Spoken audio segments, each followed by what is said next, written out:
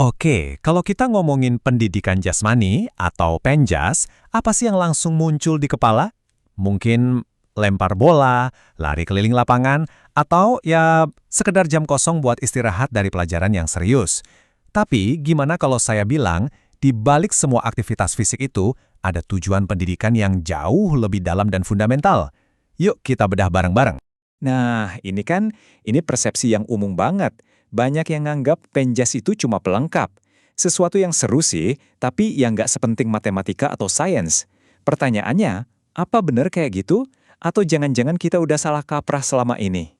Oke, pertama-tama mari kita lihat dulu deh perbandingan antara pandangan umum soal penjas dengan kenyataan yang sebenarnya.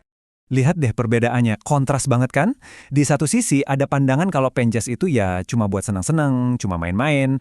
Tapi di sisi lain kenyataannya adalah penjas itu bagian penting dari pendidikan yang tujuannya fundamental banget, ngebentuk manusia seutuhnya, fisik, mental, dan juga emosional. Jadi ini bukan sekedar tambahan, tapi benar-benar bagian inti. Terus kenapa sih penjas sering dianggap remeh?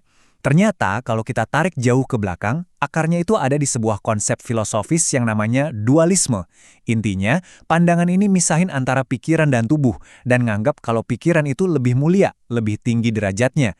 Makanya aktivitas otak kayak belajar di kelas lebih dihargai, sementara aktivitas fisik dianggap lebih rendah. Nah, pandangan kuno ini ternyata masih ngaruh ke cara kita mandang pendidikan sampai sekarang. Oke, jadi kalau penjas bukan cuma buat seneng-seneng, lantas apa dong tujuan penjas yang sebenarnya menurut hukum di negara kita? Nah, ini dia. Ini pernyataan yang powerful banget. Coba deh perhatiin baik-baik kata-katanya.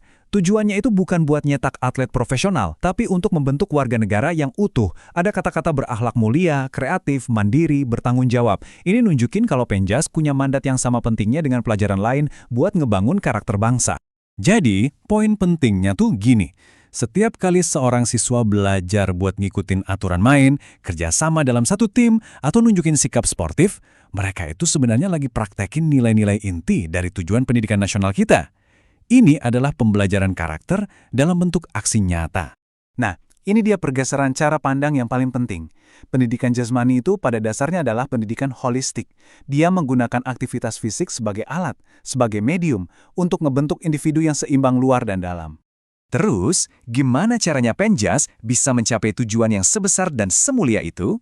Nah, jawabannya ada pada pengembangan siswa lewat 3 area pembelajaran yang saling nyambung. Dan gambar ini nunjukin kerangkanya dengan jelas banget. Kita bisa lihat ada 3 pilar utama, kognitif, afektif, dan psikomotor. Ini bukan 3 hal yang jalan sendiri-sendiri ya. Justru ketiganya ini satu kesatuan yang kerja bareng buat ngembangin siswa secara total. Yuk kita kupas satu persatu, biar makin kebayang gimana cara kerjanya. Jadi pas seorang anak mikirin gimana caranya ngoper bola ke temen yang nggak dijaga lawan, atau waktu dia ngerti kenapa pemanasan itu penting sebelum olahraga, nah itulah domain kognitifnya lagi bekerja. Ini bukti kalau Penjas itu pelajaran buat otak juga, bukan cuma buat otot. Nah, di bagian inilah life skills yang sesungguhnya itu dilatih. Belajar nerima kekalahan dengan lapang dada, ngendalin emosi pas lagi frustrasi di lapangan, atau ngerasain bangganya berhasil ngelakuin sesuatu yang sulit, semua ini adalah bagian dari kecerdasan emosional yang dibangun di domain afektif. Penting banget kan? Tentu aja, aspek fisik ini ya jelas penting. Kemampuan nendang bola dengan benar, melompat, atau berenang, itu semua adalah hasil dari domain psikomotor. Tapi kuncinya adalah kita harus lihat ini sebagai salah satu dari 3 bagian yang sama pentingnya, bukan sebagai satu-satunya tujuan dari pelajaran olahraga. Oke, kita udah tahu tujuannya, kita juga udah tahu kerangkanya. Tapi pertanyaannya sekarang, gimana cara ngajarin semua hal kompleks ini secara efektif, apalagi ke anak-anak? Ini pertanyaan yang bagus banget kan? Gimana coba caranya ngajarin karakter, mikir kritis, sama koordinasi badan dalam satu waktu sekaligus? Jawabannya ternyata sederhana, tapi luar biasa kuat. Jawabannya adalah lewat bermain. Tapi tunggu dulu. Bermain di sini bukan sekedar kegiatan iseng buat ngabisin waktu ya. Dalam konteks pendidikan, bermain itu adalah alat ajar yang canggih. Ini adalah cara otak kita belajar secara alami, dengan sukarela, punya tujuan, dan yang paling penting, dengan rasa gembira. Coba deh bayangin, dalam satu permainan sederhana aja, seorang anak itu belajar soal aturan main, itu kognitif. Belajar kerjasama bareng teman setimnya, itu afektif. Sambil lari-larian dan gerakin badannya, itu psikomotor. semuanya terjadi dan dilatih secara bersamaan. Jadi, bermain itu ibarat laboratorium pembelajaran holistik yang sempurna. Oke, sekarang mari kita tarik benang merahnya. Setelah kita bahas semua ini, kita sampai ke pertanyaan pamungkas. Kenapa sih semua ini penting buat kita pahami? Manfaatnya itu jauh melampaui lapangan olahraga. Ini adalah investasi buat masa depan para siswa. Kebiasaan hidup aktif, kemampuan kerja dalam tim, mental yang kuat pas ngadepin kegagalan, ini semua adalah keterampilan yang bakal mereka bawa seumur hidup mereka, jauh setelah mereka lulus sekolah. Pada akhirnya, inilah inti dari semuanya. Kalau ada siswa yang jadi atlet hebat, itu bonus, keren banget.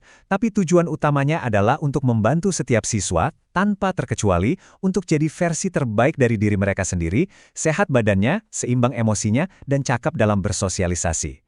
Dan saya ingin meninggalkan Anda dengan pertanyaan ini untuk kita renungkan bersama. Kalau kita setuju bahwa Penjas itu adalah fondasi untuk membangun manusia yang lebih utuh, apakah ia harus tetap dianggap sebagai mata pelajaran kelas 2? Atau mungkin sudah saatnya kita memberikan Penjas tempat yang layak sebagai salah satu pilar utama dalam pendidikan?